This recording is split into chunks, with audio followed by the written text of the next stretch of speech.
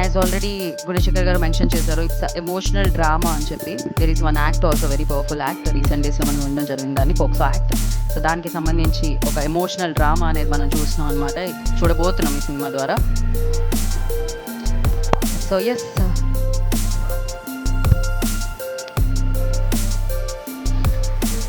who's going to ask first అండి?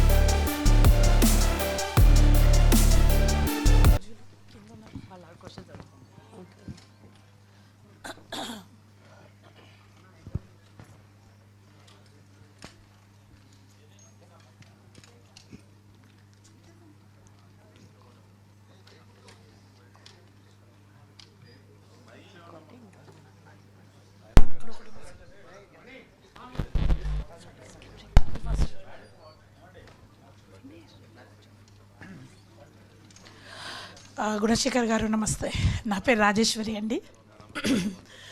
So రీసెంట్గా కొన్ని ఫిలిమ్స్ వచ్చాయి పోక్సో యాక్ట్ మీద.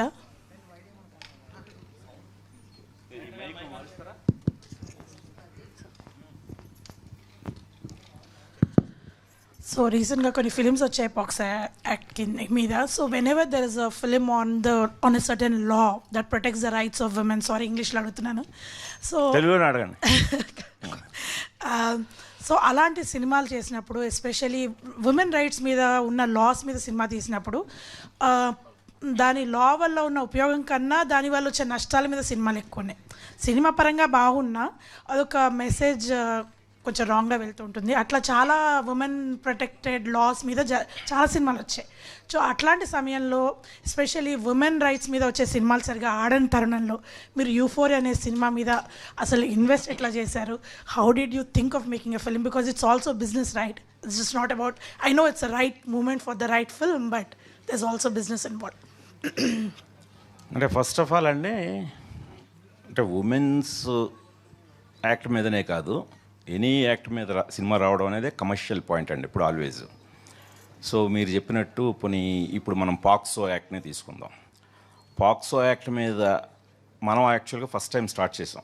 ఇది యాక్చువల్గా సపోజ్ టు బి ఇప్పుడు 2026 ఎర్లీ రిలీజ్ అవుతుంది, 2025 ఎర్లీ రిలీజ్ అవ్వాల్సిన సినిమా ఇది. సో మిగతా సినిమాల కంటే మనదే ముందు రావాల్సి ఉందే. బట్ ఎనీవే, ఆ యాక్ట్ అనేది ఆల్వేజ్ చాలా కమర్షియల్గా ఉండేదండి. ఇంకా మీరు మిస్యూజ్ అంటారా? మీరు ట్రైలర్లో చూశారు, పాక్సో యాక్ట్ పవర్ ఏంటో చూపిస్తానంటున్న కమిషనర్ జయదేవ్ నాయర్ అని. ఆ పవర్ చూడొచ్చండి ఇందులో, మీరు మిస్యూజ్ ఉండదండి. పాక్సో యాక్ట్ అంటే చెప్పాలంటే చెమట్లకు కారిపోతాయండి. అమ్మ బాబోయ్, ఒక యాక్ట్ తాలూకు ఇది ఇలా ఉంటుందా, పర్యావసనాలు ఇలా ఉంటాయా, ఇంత మన లైఫ్ ఈ రేంజ్కి వెళ్ళిపోతుందా అనేంత సీరియస్నెస్ ఉంటుందండి. సో దీన్ని మించిన కమర్షియల్ పొటెన్షియల్ నాకు ఈ మధ్యకాలంలో వేరే ఏ సోషల్ సబ్జెక్ట్లోనూ కనిపించలేదు. సో అందుకని నా దృష్టిలో మీకు ఆల్రెడీ పాక్సో యాక్ట్ మీద వచ్చిన సినిమాలు కూడా ప్రూవ్ చేసే పెద్ద హిట్ అయ్యాయి. ఇది తప్పకుండా ఇంకా మంచి హిట్ అవుతుందని కాన్ఫిడెన్స్తో ఉన్నానండి. Thank you. జీవి గారికి మైక్ మార్చండి.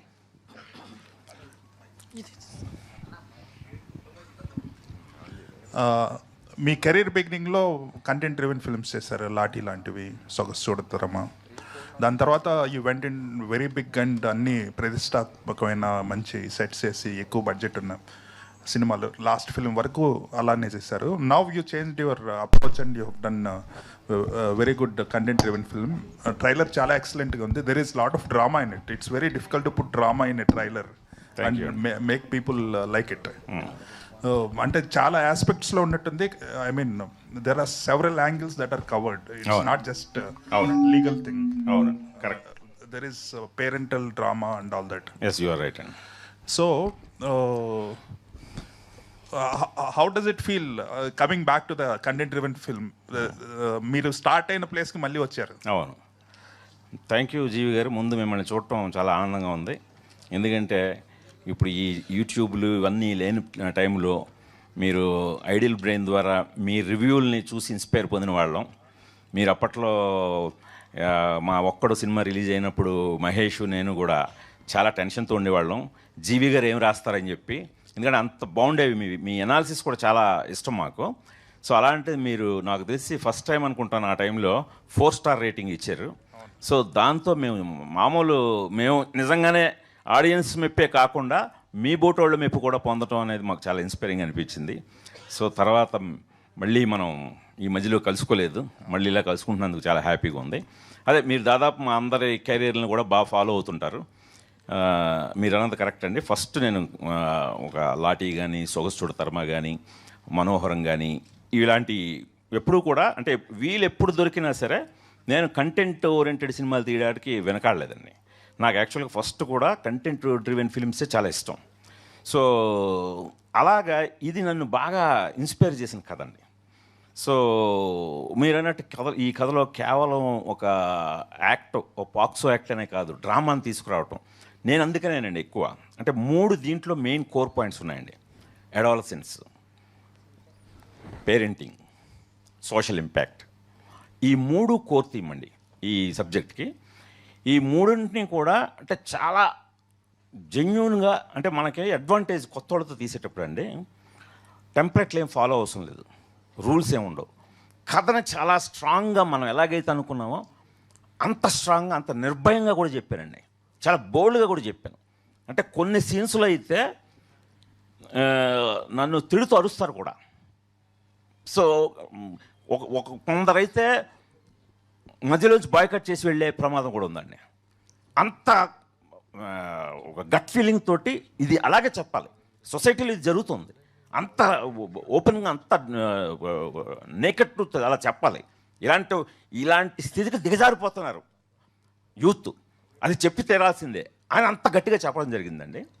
సో అలా చెప్పే క్రమంలో ఇందాక నేను అన్నట్టు కొందరికి అనీజీగా వెళ్ళిపోదామని అనిపించిన వాళ్ళు కూడా ఎండకు వచ్చేసరికి ఇది ఇలాగే చెప్పాలి, ఖచ్చితంగా ఈ కథను ఎంత బోల్డ్గా, ఇంత హార్డ్ హిట్టింగ్గా చెప్తేనే ఇప్పుడు మనందరినీ మనం క్వశ్చన్ చేసుకునే, మనం జాగ్రత్త పడే ఒక కాన్షియస్ ఆయన క్రియేట్ చేశాడని చెప్పి అనుకుంటారని చాలా గట్టిగా నమ్ముతున్నాను sir.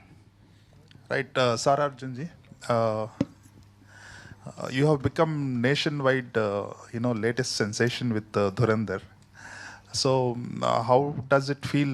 You have become suddenly Euphoria means, suddenly it found a new star among the trade circle and among the audiences. It was Bhumika was the face of it. Now there are 2 faces for Euphoria, which is very good commercially for a film in terms of the openings also. So how different are the characters? There also you have played a college going girl in Dhurandhar. Here is also adolescent. So how different are the characters, and how differently you portrayed both? Because both of them have a lot of innocence in those characters. They're very different from each other actually. And I don't want to reveal much about the character Chaitra that I'm playing here, because it's her journey through the course of the film is just it's a very sensitive subject, and I want the audience to feel it for the first time without me spoiling and talking about it. As for Dhurandhar, you saw, and so I feel like, yeah, of course both of the characters are very different cultures, different storylines.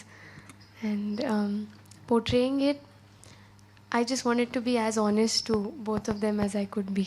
So. Right. One question, Bhumika garu, you are always known as an actress who go by heart. You don't look at the calculations. You don't look at, if you like content, you go there and act in it. And you are also a producer. So you produced films in earlier also. So. This is kind of your comeback film in Telugu after a long gap. So how does it feel to be back?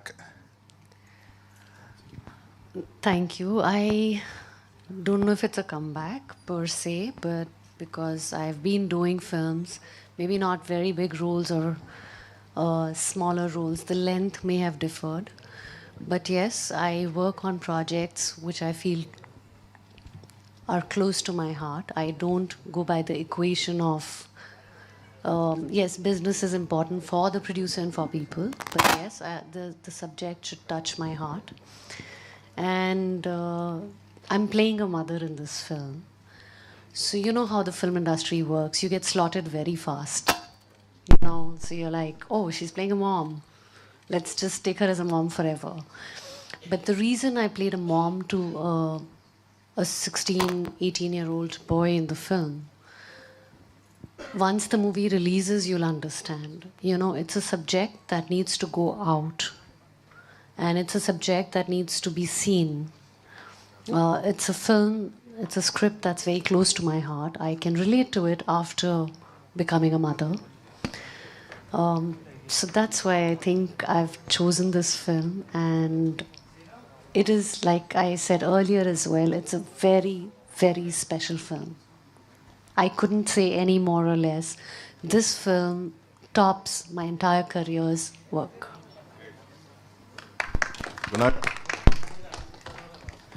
Sir, Bhumika గారితో ఇంత 20 years gap ఎందుకు వచ్చింది? అదొకటి. Next, Dhurandhar తర్వాత సారా image అనేది బాగా పెరిగిపోయింది. So తను ఈ సినిమా హీరోయిన్ అవటం అనేది మీకు ఎంతవరకు ప్లస్ అవుతుంది, అంటే కమర్షియల్గా? సో ఫస్ట్ అదే 23 years అయింది సుబ్బారావు గారు, భూమిక గారు నాది కాంబినేషను.